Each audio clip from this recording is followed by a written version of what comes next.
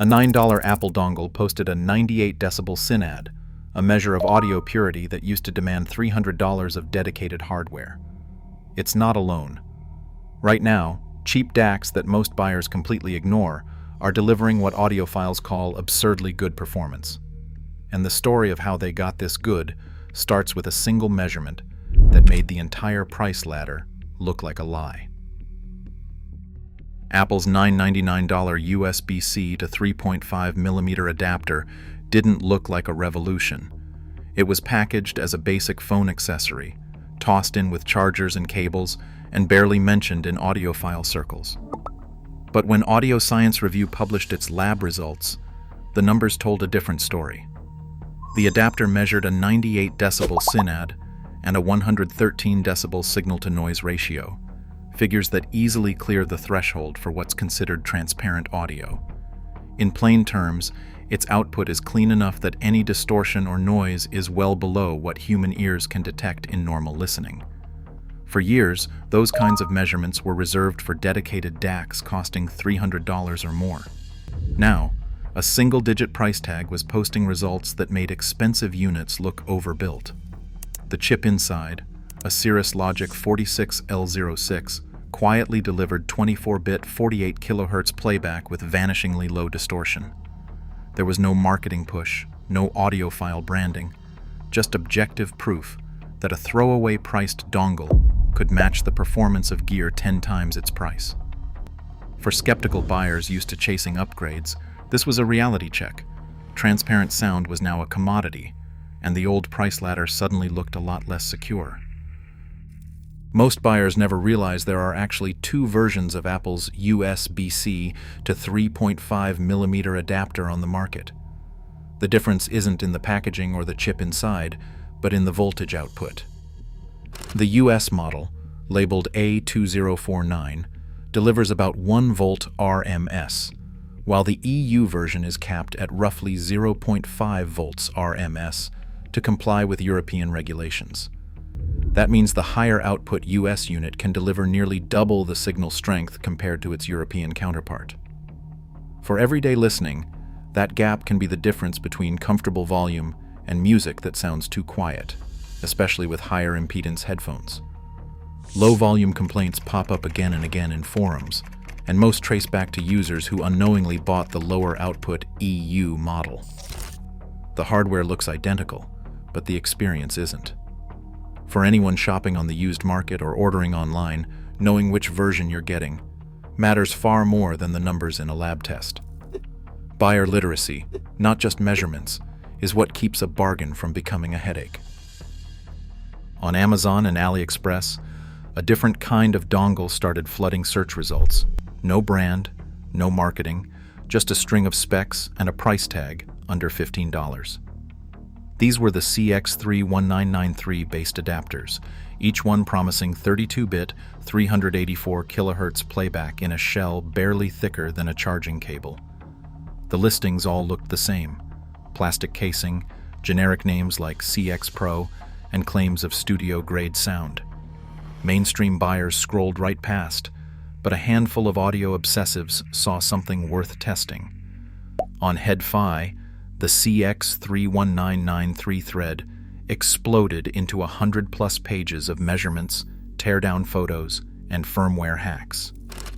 Community veterans like Thomas_A and Static V3 posted detailed scope traces and reverse-engineered the chip's output stage, confirming that the dongle really could deliver a clean 1 volt RMS signal matching the Apple adapter, but with higher resolution and the potential for hardware mods. The real story wasn't in the product descriptions, but in the crowdsourced data. Repeated SIN-AD numbers in the high 90s, low distortion, and transparent playback, even with power-hungry headphones. The reputation was built not by reviews or influencer hype, but by a swarm of hobbyists running tests, swapping firmware, and chasing the limits of a chip that most buyers never even noticed. For those paying attention, the CX31993 quietly redefined what good enough could look like for pocket change. FiO's KA11 doesn't look like a powerhouse at first glance. It weighs just 8.5 grams, lighter than a pair of keys, and launched at around $33. But inside, the Cirrus Logic CS43131 chip is doing work that used to be reserved for desktop gear. The KA11's spec sheet claims 200 milliwatts of output into 32-ohm headphones. For anyone used to the low-volume struggles of basic dongles, that number changes the game. Suddenly, it's not just in-ear monitors that get enough juice. Full-size headphones, even some studio models, can actually sound alive on the go. The difference isn't subtle. Where lesser adapters run out of steam, the KA11 keeps music punchy and dynamic at real-world listening levels. Plug it into a phone or laptop, and the noise floor stays buried, even as the volume climbs. For the price of a dinner out, the KA11 gives budget-minded listeners a taste of what used to require a stack of gear. It's proof that small and cheap doesn't have to mean weak or compromised, just focused on what matters most. Clean, usable power in your pocket. Roundups from Stereo Index and Audio 46 in 2025 and 2026 began treating the FiIO KA11 as a kind of reality check for the entire budget DAC category.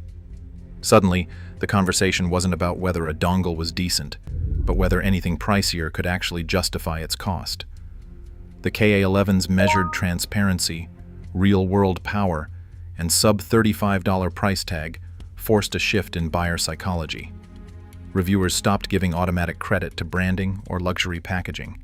Instead, every new dongle, no matter how expensive or hyped, had to clear the same bar set by this unassuming pocket amp. The pressure was real.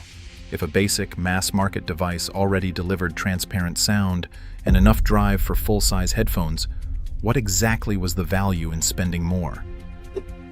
The old logic of paying extra for peace of mind or a familiar logo started to unravel. In this new landscape, the burden of proof had flipped. It was up to the high-priced options to defend their existence, not the affordable ones to apologize for theirs. Moondrop's Dawn Pro 2 lands at just over $50, but the hardware inside tells a story that used to belong to a much higher price bracket. The design pairs not one, but two Cirrus Logic CS43131 chips, silicon that, until recently, was reserved for desktop DACs costing several times as much. This dual-chip setup isn't just for show. It unlocks both a standard 3.5mm single-ended output and a 4.4mm balanced output, a feature that lets each channel of your music get its own dedicated signal path. For newcomers, balanced output means more power and less interference, which translates to cleaner sound and better dynamics, especially with demanding headphones. 2 years ago, you couldn't touch a balanced 4.4mm output or a dual CS43131 architecture without spending at least $150. Now it's sitting in a pocket-sized dongle for a third of that. The Dawn Pro 2's official specs claim a 132 decibel dynamic range and distortion so low it's measured in the thousandths of a percent. This kind of feature compression, premium hardware layouts pushed down to the $50 tier, shows how fast the market is moving. The line between budget and flagship is getting harder to spot, and the reasons for paying more are shrinking by the month. Desktop DACs were once the exclusive territory of big names and big prices, but the topping E30 rewrites that script. For $149, it delivers a pair of AKM AK4493S chips, the same flagship silicon found in reference units costing twice as much.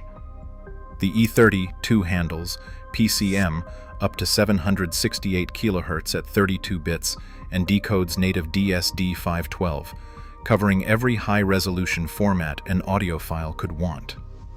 In lab tests, Amir from Audio Science Review called its measured performance near state-of-the-art for a finished DAC, with SYNAD numbers that land firmly in transparent territory.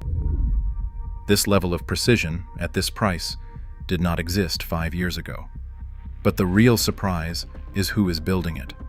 Shenzhen-based brands like Topping, SMSL, and Gustard now dominate the sub-$200 desktop market, while mainstream tech media barely takes notice. A July 2026. Music Server Tips Guide puts it plainly. A 20-year veteran starts every DAC search with these brands, not the old Western names. For many buyers, the value equation has quietly shifted east, and the rest of the world is just catching on. By 2025, the expectations for what a DAC should cost and deliver had been completely rewritten. Editors at Acoustics, surveying the market, called it plainly, DACs under $1,000 now handle virtually every PCM and DSD format, while, in their words, sounding absurdly good. With transparency and high-resolution decoding now table stakes, manufacturers found themselves forced to chase new territory, bundling streamers, amps, and wireless features, because the old standalone conversion game had become too mature, too commoditized. Nowhere is this reset more obvious than with the Shanling UA4. For under $100, the UA4 packs the ES9069Q chip from ESS, a flagship tier component that, just 3 years earlier, was reserved for $300 and up desktop units. It brings hardware volume control, onboard MQA decoding, and a 4.9-star average from verified buyers, all in a pocketable shell. The silicon inside is the same class that once headlined high-end audiophile showcases. What used to be a luxury feature set is now a baseline, and the price map that kept premium performance out of reach for most listeners has been quietly erased. Today, a $10 dongle can deliver near state-of-the-art transparency, exposing the reality check baseline for what music lovers actually need. As branding and price blur, the real surprise is just how much performance gets overlooked. If value sounds this absurdly good, what else are we missing?